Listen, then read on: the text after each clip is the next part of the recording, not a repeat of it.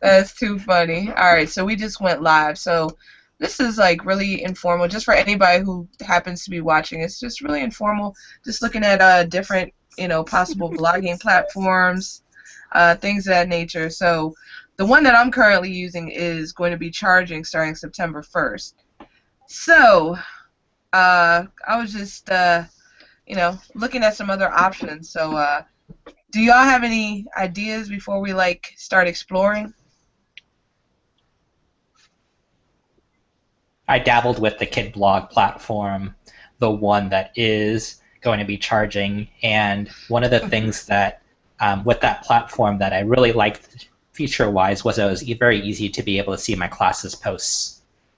And then so I was trying to help a fellow teacher set up within EduBlogs within the same manner, and I found it very, very difficult to be able to do. And I don't find myself to be like someone who's like confused pretty easily. So I found that kind of interesting. So in a way, I would tend to lean back towards still setting up via KidBlog unless I'm missing something. And I would second that on Kid Blogs. I've used Kid Blogs with classrooms. I've even used it in my professional learning communities with our math teachers. And the fact that you can set up your blog and your class list shows immediately on the right is a big deal. Any other blogging platform, you have to go manually set up those lists and links. And KidBlog was created specifically for classrooms. So in all honesty, if there's anything worth spending money on to run for classrooms, I think it is KidBlog. I will also say I've used Google Blogger for classroom blogging, and I was not a fan of using that one as much. I am not a fan of Blogger as a blogging platform, to be quite honest with you. I think that it is very limited. It's for someone who just wants to post blogs but not really want to organize them. That is pretty much how I would describe Blogger. I've used EduBlogs. I agree with Craig. I thought it was EduBlogs and KidBlog both run from a WordPress backend, which makes them very similar in that nature.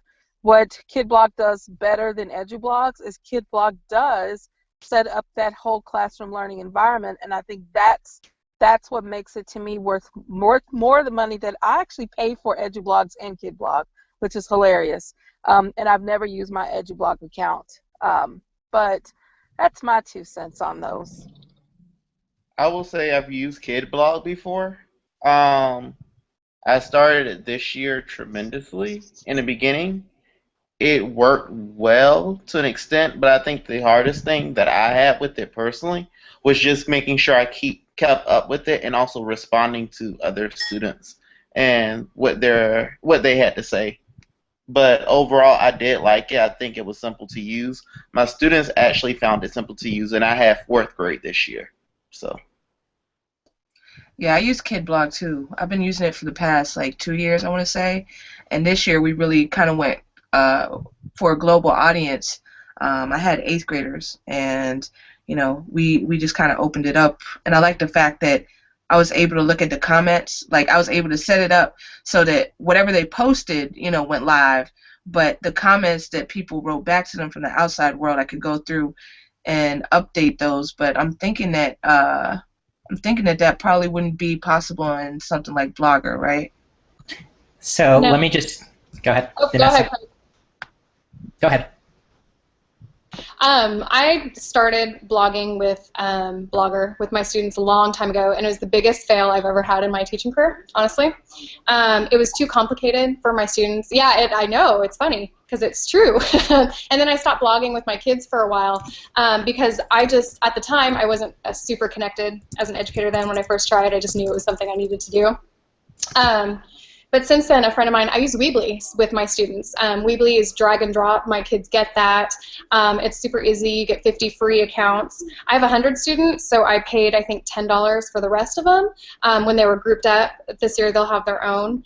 Or last year they had their own. But Weebly is easy and simple. Just Blogger, yeah. Blogger's tough for kids. If we're thinking about using Weebly as that platform, In other words, just to be able to store some of those blog posts. Is there a downside to be able to use something like Google Sites for the students to be able to build like a digital portfolio and to be able to have like commenting on those pages?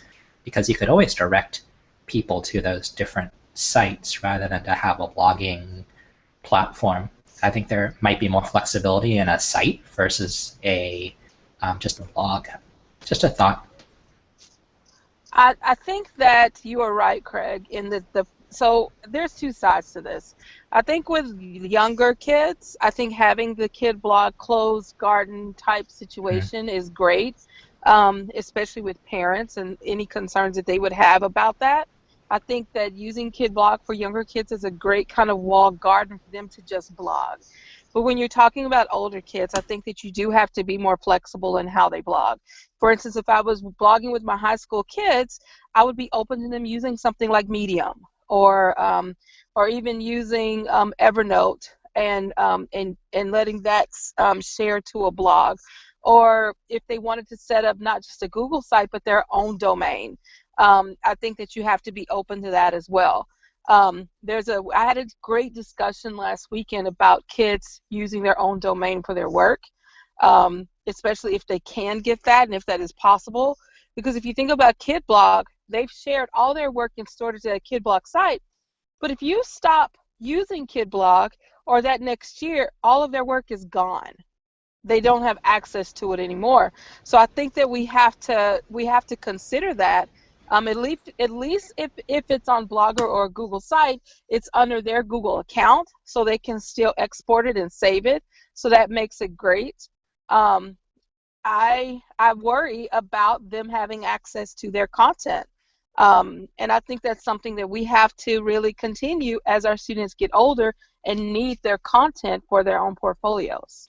Oh, totally. Weebly's actually been really awesome in that area. If they, after they want to, like we're done, obviously I input my kids in Weebly, and then they actually create the name of their site within, yes, very good, within theirs. And then if you let Weebly know, they will give the sites to the kids for free.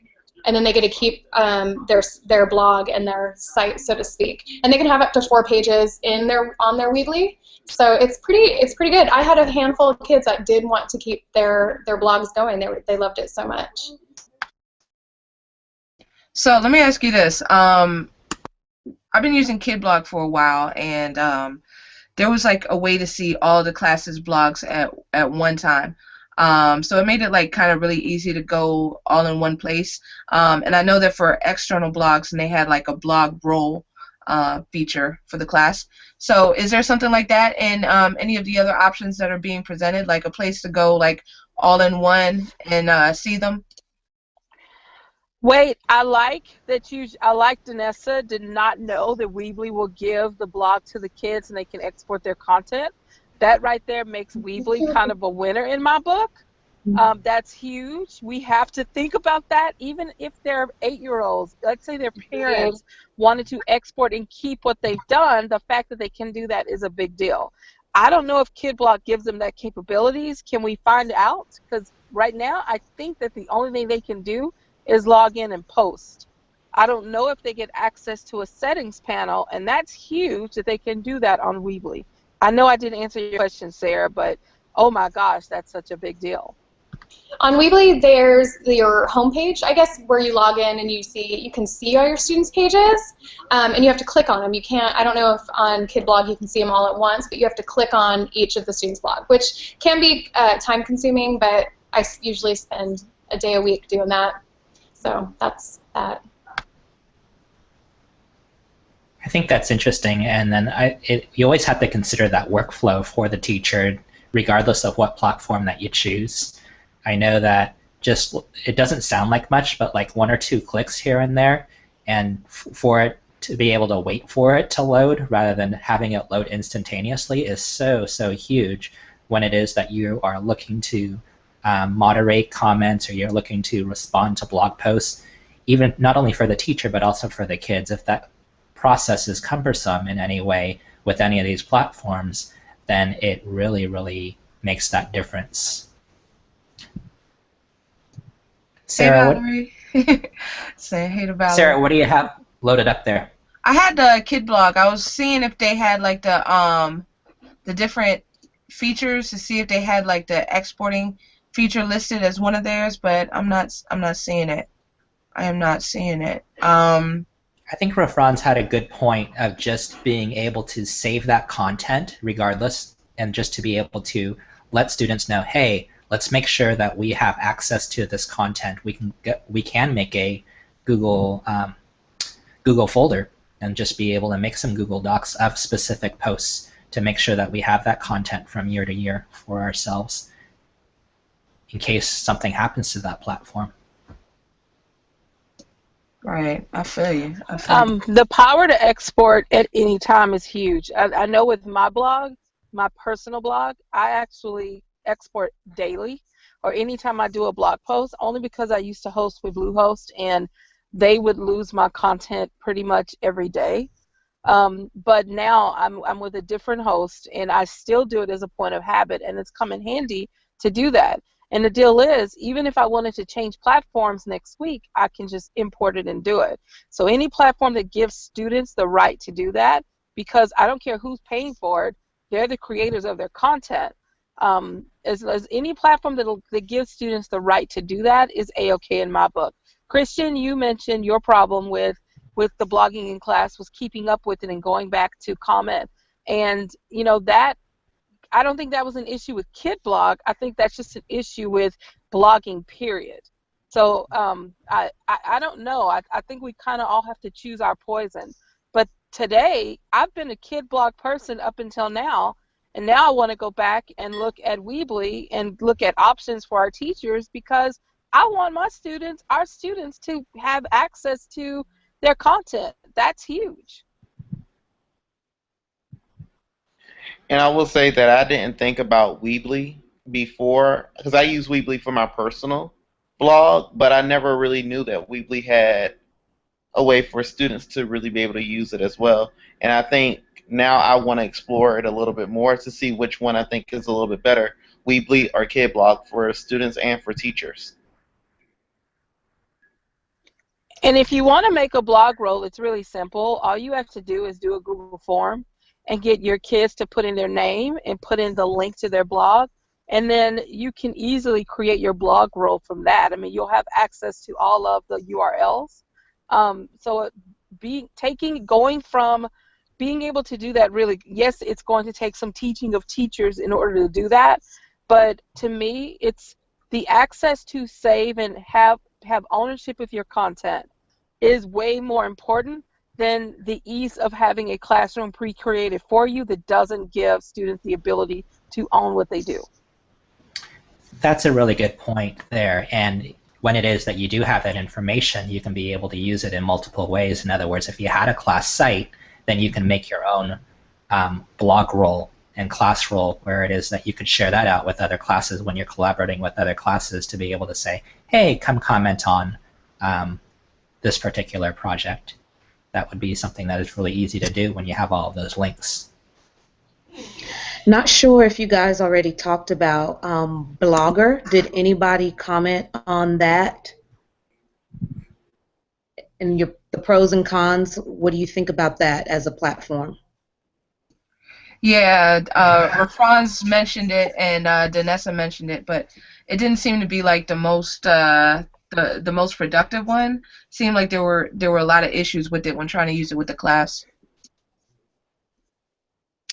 Yeah, I think my personal opinion of Blogger, and even though I love a lot of things Google, not all things Google, but a lot of things, I think Blogger is the worst. I think it hasn't been updated since they came out with it. We use Blogger for our ITD department to post all of our instructional technology blogs. And with my new department this year, we were trying to look for a blogging platform, and we actually went with WordPress. Just because Blogger was so limited, even in structure and accountability and page. I mean, yes, it connected to your Google Plus account, yay, but I am an index freak. I like things to be organized in a certain way when I blog, and I have students that have felt the same way, and Blogger just did not provide that. But that's just my own personal opinion, and Danessa's. and at least 20 other people I know. Yeah, I just screen shared what Danessa put in the chat, just for when people go back and watch it. You know, so Danessa, is this the site you were talking about right here? Yeah, I'll screen share my page. Okay. Right there. And this is my Weebly page. So at the top, I'm changing it over to use as my classroom site as well. So at the top, like here's my sites that I have. I have two. I don't know why I have this one, but there's my big one, and then there's one I participate in. And then at the top has my students, and this is where you can add your students. But I don't know if this is simple or not, but it worked for me. And here's my students. I input their names in myself. And I gave them, you get to give them a password. They can change it later if they want. It's simple to have the passwords just in case, because, you know, I have 7th graders, they forget. I can moderate the blogs. You can add their class settings there, and that's... Oh, Danessa, I'm sorry, I don't mean to cut you off, but we're not seeing the screen share. I didn't screen share? Yeah, we're not seeing it. After all that? Yeah, I didn't want, yeah. Start. There we go. Can we see it now? Yes, we can. That's awesome. You'd think I'd never done this before. So again, here's my site. Start over. But I think you guys get the gist, and the students are right there. I like it because you can look at the comments before they're published, because a lot of times students don't realize what they're saying or how it could be taken. And we practice a lot before they start. We do paper blogs before we do electronic blogs. Would you like that? And then you just click on them, and you can get to their pages. But it's semi-easy. So there's her little site. She named it. It's pretty easy. Amazing. And if anyone you can get credits if someone uses your link to create an account too. That is so cool. So is this free? Yeah, it's free to educators. You get 50 free. You have to go to education.weebly.com. You get 50 free student accounts, and then I think it's $1 for every account after that. So I didn't pay that much to get all my kids on there. And then at the end of the class year, anyone that wants to keep theirs, you just call Weebly, and they'll turn them over to the students. Wow. To me, this looks like a winner. Like for me personally, for next year. Well, and it's easy for my students. It was drag and drop. They can personalize it. They can create layouts. They can add multiple pages. They had to have the 2 pages that I required, and then they could run wild with things they liked. And that was the best part. They could do other things. So I don't know. I haven't used the blog, so I'm... Now all I have to do is get them to unlock anything Weebly for my students. Everything Weebly is blocked for us. Well, for the students. But so is Blogger, so is WordPress. It's crazy. Was KidBlog one of those platforms that was not blocked, Tammy, or what were people using for blogging purposes? Nobody's blogging in my district yet. So everything's blocked. So once again, I'm going to ride the edge of the cliff. What was the concern around blogging? It's, my kids don't have emails either. The concern is that what they're going to put in it, number one. Their concern is cyberbullying, which I think is something to be aware of. I don't think it's a concern to stop things from happening. Tammy, can't they use different names?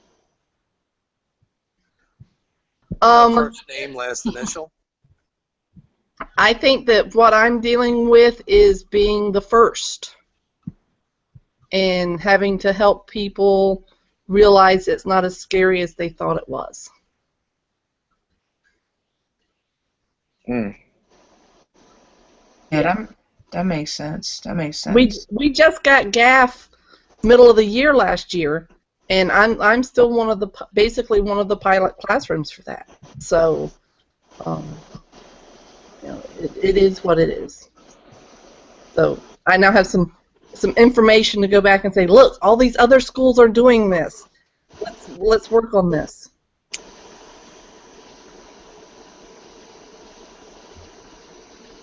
Yeah. Well, and if they're really concerned, start with the paper blogs. I have a lesson in Refrans. I use Braden's webpage, as to show what blogging looks like from all types, from famous people to mine to I use Braden's, and we start on paper, and then they design what their front page, their home page would be before they even post. What would their first post like? And then they go around with sticky notes and they comment on all the blogs and what's appropriate. What did you like? What didn't you like? And then we practice a second time, and to create that safe place, because yes, all that stuff you said is a concern. We want our kids to have good digital tattoos, yes, on the web, and so we have, but school's that safe place to do it, I think. And starting not digitally has helped tremendously, at least in my classroom.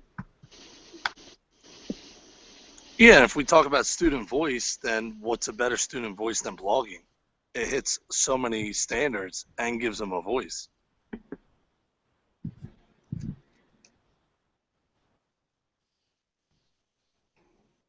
Yeah, that is so true. That is so true. So, so did anybody have like any other questions or comments before we break for the evening? I see that Valerie put in there that Weebly and WordPress are the front runners. I know for me, I'm going to try to go with Weebly as long as it's not blocked in my district. I'm emailing them right now in the background just to ask if we're able to use it. Sarah always maximizing her time. Oh yeah. Just like she's running so cool that she's all like, let me just run this hangout here. She's probably boxing and doing everything else, and just thought, oh, okay, let me just contact Weebly as well and just give them a shout out.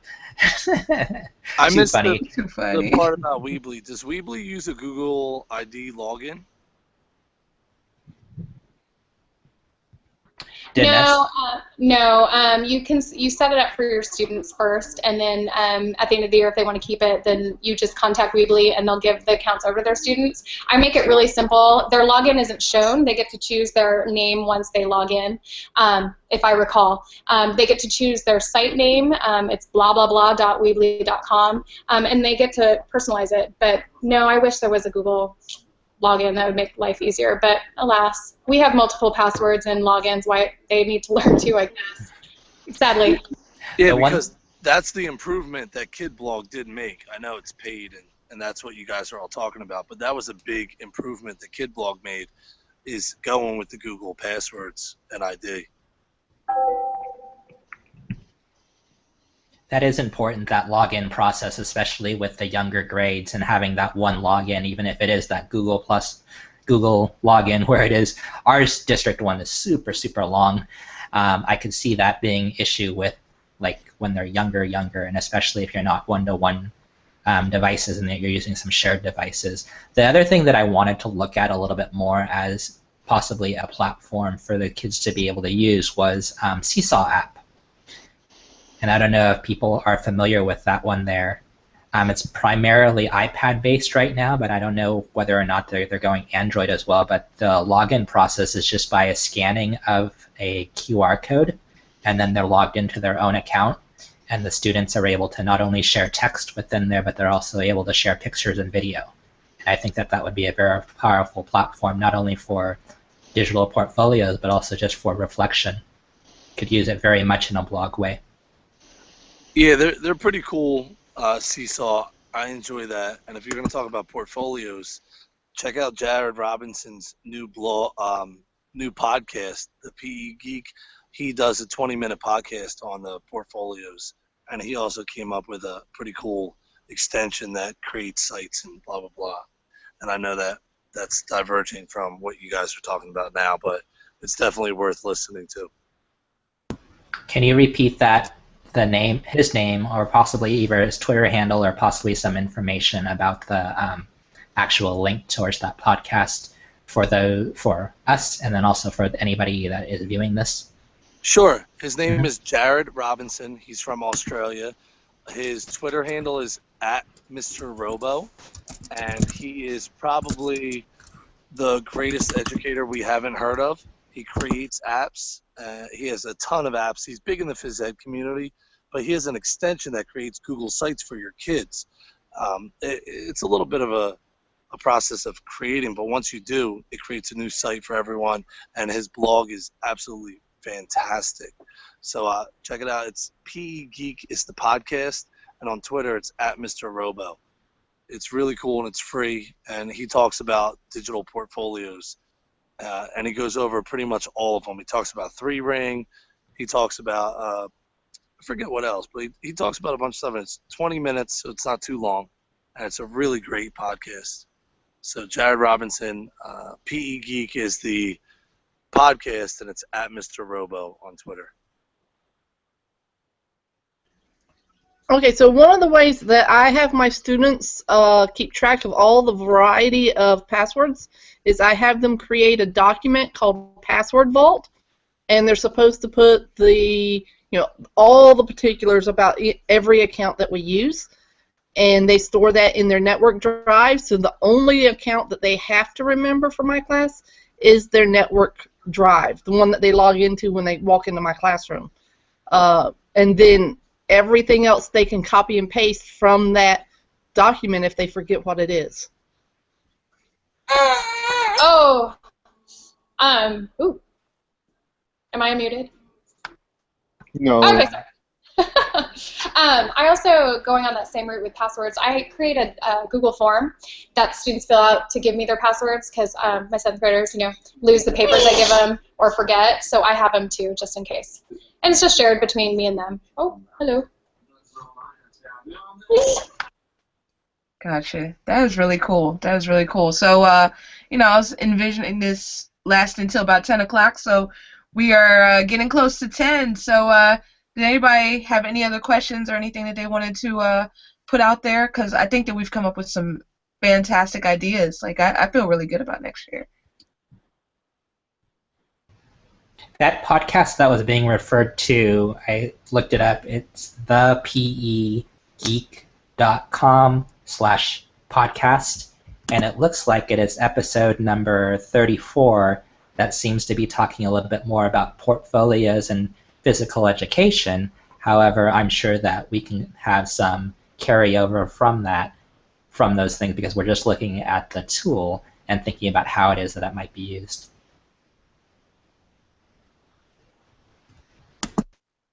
Cool. Thank you so much for finding that link. Yeah. All right. Well, it's been fantastic. Thank you all so much for letting me pick your brain and for sharing all your information. Just loved it. So I think we're gonna go with Weebly next year, and backup plan. If that doesn't work, then I might have to stop being cheap. No, I'm just joking. But yeah. I think that we have to do another podcast and think about what it is that we're blogging with the students. I think that would be a great one for me, at least. I know that that's something that I always struggle with. I know that I want student ownership of the blog, and yet at the same time, I'll be working with 4th graders this next year. So, just want to always give them some more ideas. That's a good idea. Yeah. So just whenever you want to have that conversation, if you want to start up a hangout, then we can all, whoever's free, can just jump on. All right. Awesome. Thank you so much, everyone. All right. Thanks, everybody. Have a great night. Everyone